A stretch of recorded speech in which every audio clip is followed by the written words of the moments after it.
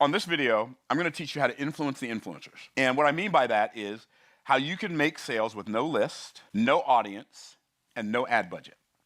Because that's what I did when I first got started. All right, that was a video from Myron Golden, and the video is titled How to Make Sales with No List, No Audience, and No Ad Budget.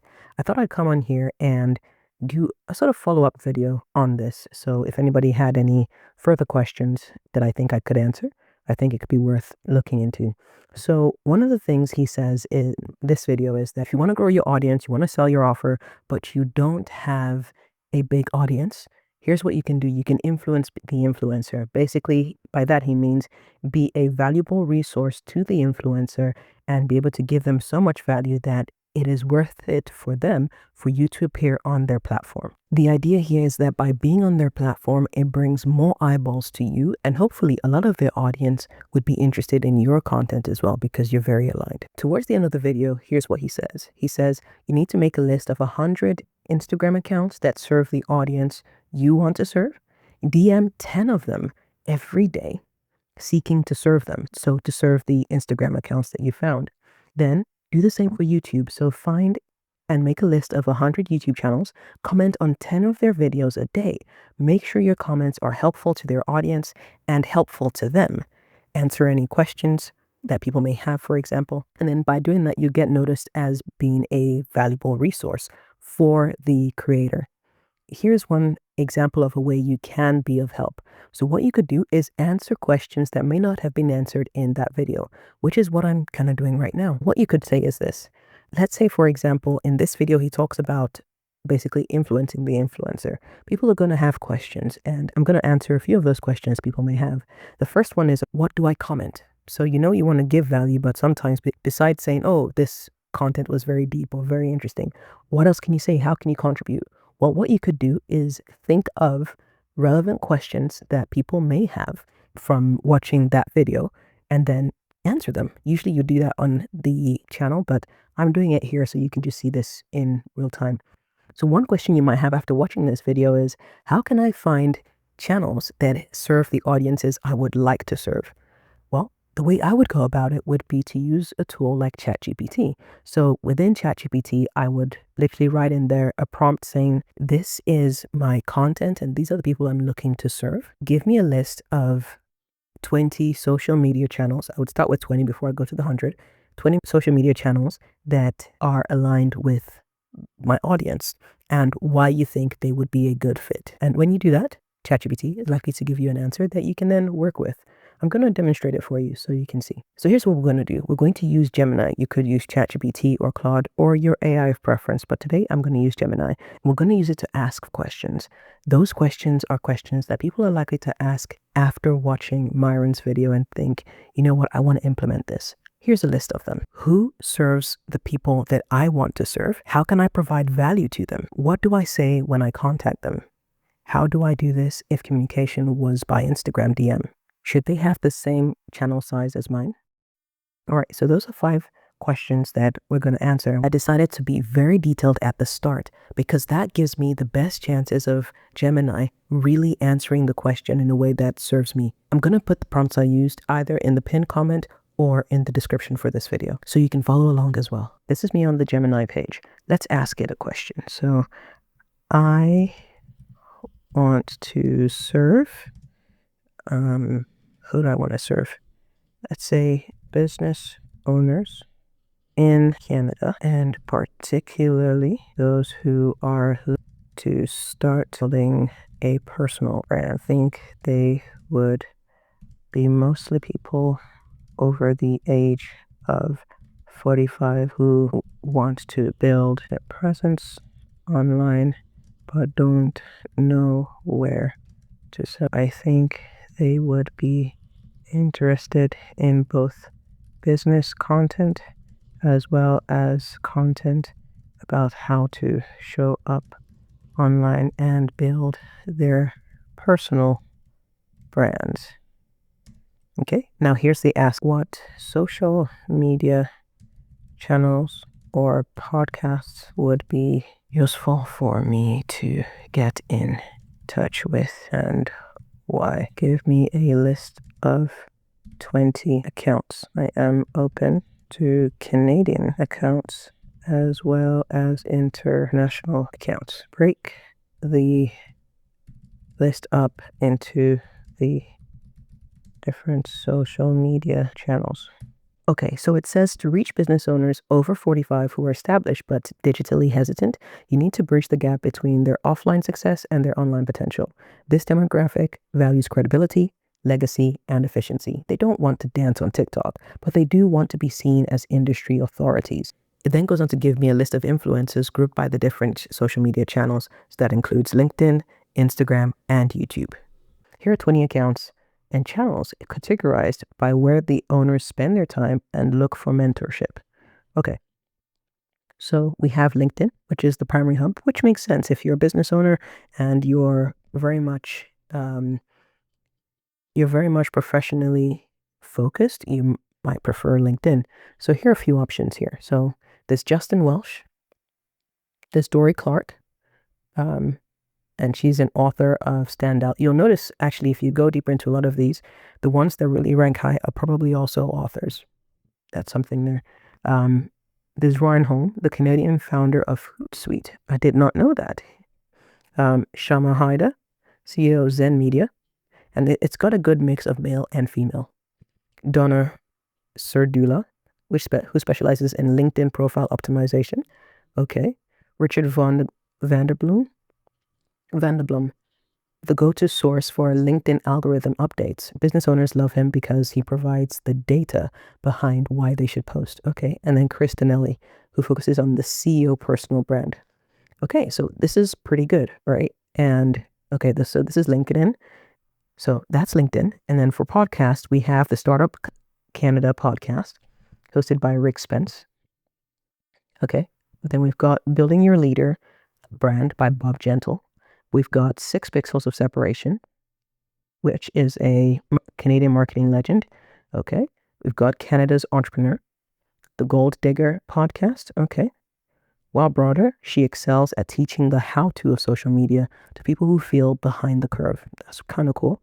Canadian SME, the personal business brand of a leader. Okay, so on Instagram and YouTube, which gives visual authority, which is also pretty important, and video is probably the highest leverage way you can create content. So what do we have here for? So for this, we've got brand of a leader, Genevieve Gagnon, Cheryl Plouffe, YouTube and Instagram, Gary Vaynerchuk, okay, Anne Handley, an expert in digital storytelling, Jody Krangle, and Vanessa Lau. She's sort of the social media for experts, which is great. Okay, so all of these are really good. The next question I'd have as somebody who was watching that video by Myron would be, how can I provide value to them? And what do I say to them when I contact them about serving them? Just to clarify, I mean the influencers. Okay, so those are 2 questions I've kind of put together, but let's see what we come up with. Okay, pretty decent. Okay, so it's saying here that you have to move from asking for a favor to offering a solution, which I think is helpful. Which is what Myron says. Don't lead with what I can get from you, which would be, can I be a guest on your show, or can you promote me? Instead, offer something. So you could provide a niche specialist bridge, which is you being able to give very specific advice, whereas the influencer may give a broader piece, may give broader information or broader advice. You can help them really niche down and provide niche advice for their audience. Somebody that does this pretty well, by the way, is Omar El Takori. He has a lot of people who come on his podcast. It's called the Department Podcast.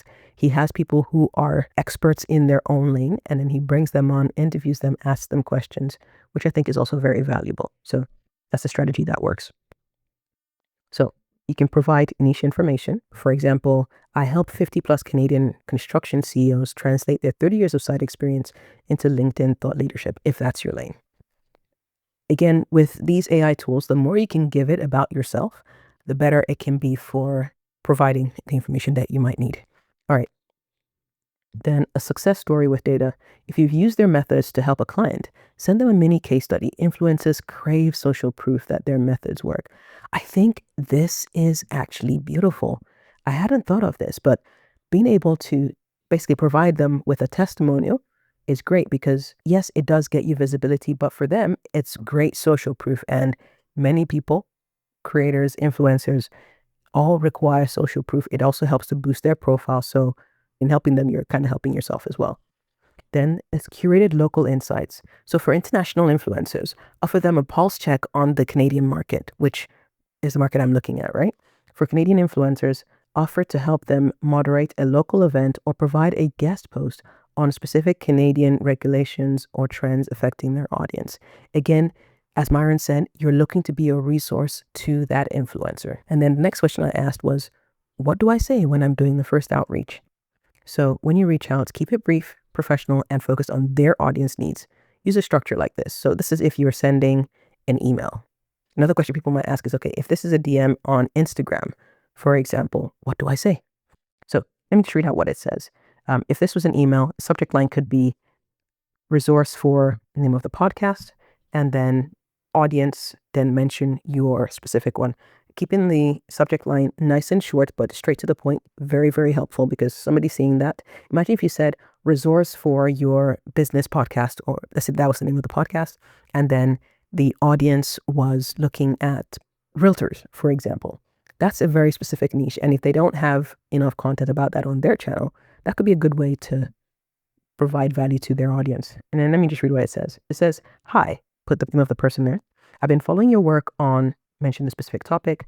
Your point about mention a specific insight really resonated, especially since I work with established business owners in Canada who are navigating that exact transition. I'm seeing a recurring roadblock with owners over 45. They have the legacy, but feel like aliens in the digital space. I've developed a framework, guide, case study specifically for this demographic to help them start without the hustle culture burnout. I'd love to provide value to your community by sharing a guest post, insight on why legacy is the best content strategy for Gen X, providing a Canadian-specific perspective for your next episode on topic, simply sharing a case study of how I applied the name of the influencer, or the influencer's method to an offline CEO here in Canada. No pressure to reply, but I'd love to help your audience bridge that digital gap. All the best, or best, put your name there. All right, that's pretty good.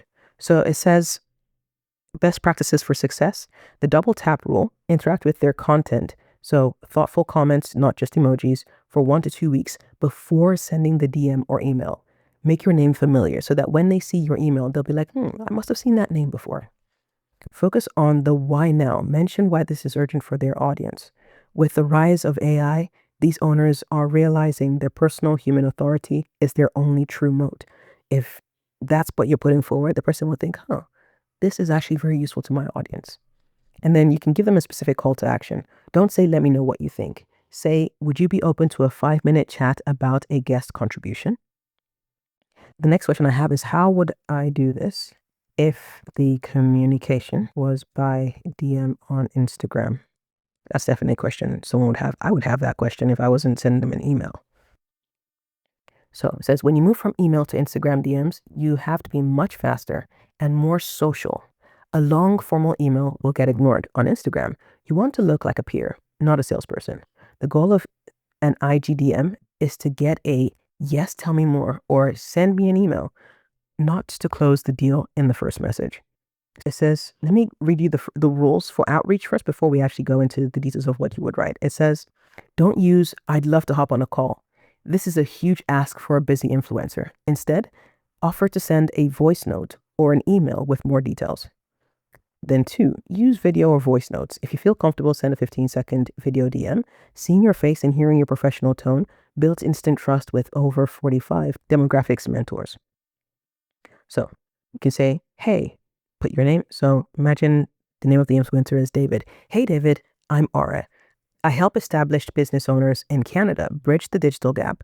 I have a specific insight for your audience on X. Would you be open to a quick chat? That's something, although this sort of contradicts what it said earlier about not just love to hop on a call. A quick chat sounds like a call, so I might reword that a little bit. then check your profile first. Before they reply, they will click your profile. Ensure your bio clearly states, so make sure your bio basically is relevant to what you're asking for. So for example, your bio should clearly state things like helping 45 plus Canadian business owners build personal brands. If your profile is private or vague, they probably won't reply. Mention the Canada angle. It's your unique identifier. So that's because that's what I fed this, so that's what it's giving me. If they don't respond, don't nag. Instead, tag them in a post on your own feed where you provide value. You can say something like, I was inspired by David's talk on legacy. Here is how that applies to Canadian business owners specifically. This shows you are actually a fan and expert, not just a cold call. Now, let me look at the scripts that it suggested for Instagram. Again, you can also ask it for variations on that. Okay, so before DMing their inbox, reply to one of their stories.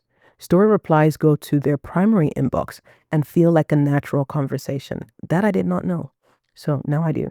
Then what to say? You could say something like, great point about the ROI of personal branding for CEOs, David. I'm seeing this play out right now with some veteran business owners here in Canada. They have the wisdom, just not the digital voice yet. Okay, that sounds good. So you're replying to their content. Basically, let them know that you exist. So and that you provide value, right? By complimenting them and then interacting with their content already. Then you can then go ahead to, get in touch with them and say how you can provide a resource to them. So here's the resource script. So once you've already interacted with their content, you could then say something like, hey David, love the content lately. I'm working with a group of 45 plus Canadian business owners on personal branding. They often struggle with, let's say a specific pain point may be feeling too old for TikTok. I've put together a quick case study / guide on how they can leverage LinkedIn instead. Since your audience is in the same place, would you be open to me sharing a guest tip or a collab post that addresses this? Cheers. Now, if it's a case study approach, you could say, hi, David, just wanted to share a win. I used your specific framework with a 50-year-old CEO client in Toronto, and we saw a 10% jump in their inbound leads. If you're ever looking for a Gen X success story or a guest for a quick Canada market perspective on your podcast, I'd love to contribute. Keep up the great work. Again, those are at least 3 or 4 questions now. About 4 questions, actually, that are relevant to Myron's video about how to make sales with no list, no audience, and no budget. I'm hoping this has been helpful to you as well. And maybe you can try applying that, use it with your audience as well. So in your audience, mention, and also be just the mention of people, influencers, names like Myron Golden or other people also attracts people to your channel. But besides that, just being able to provide value to that person goes a long way. Myron may be a long shot because he's just got so many inbound offers already coming, and you'd have to really be offering something a lot, like really high for that to work out. But there are other influencers that you could go to. Another question people might have might be, okay, so do I need to go for an influencer who is the same size as me, or maybe a little bit bigger, a little bit smaller? Well, those that are smaller would probably be more likely to say yes, I think. But those that are bigger, as long as you can provide real value to their audience, they would be willing to give you an ear and listen to you. So it's also worth shooting your shot and shooting high as well as on your level and lower as well. Because you never know, people might find you on a podcast that maybe doesn't have many views, but has a very niche audience. And that could lead to sales. And depending on what your metrics are, maybe sales over views or over subscribers may actually be worth it more to you. So it's worth appearing on those. But I hope this video helped you. I just thought I'd pop on here and give you a quick overview, basically, of what you could be doing when it comes to influencing the influencers and just answering a few questions from the Myron video. Hope that helps. All right, if you found value from this video, I'm sure you find value from the other videos that appear on your screen. So go ahead and click on that. I'll catch you in the next one. Take care.